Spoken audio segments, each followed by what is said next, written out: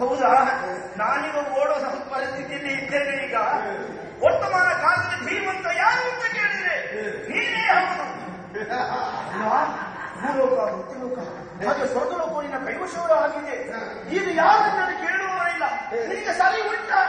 ಸರಿಯೇ ಇಲ್ಲ.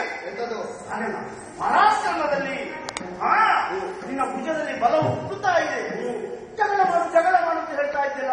ನಾರದೋ ಕಲಹ ಪ್ರಿಯ, ಇನ್ನೊಂದು ಜಗಳವನ್ನು ಕಂಡು ಸಂತೋಷ ಪಡುವ. ಆದ್ರೆ ನಾನು ಜಗಳ ಮಾಡುವುದಿಲ್ಲ.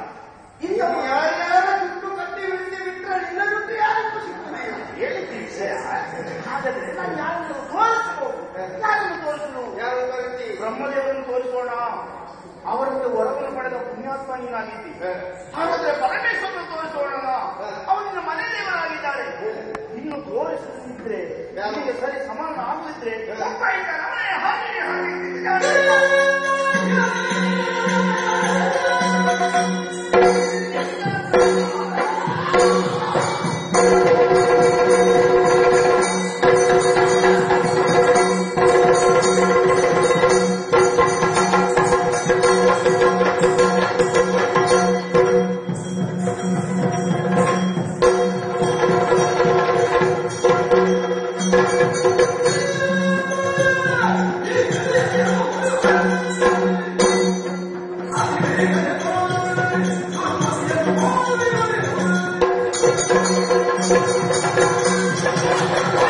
Yeah.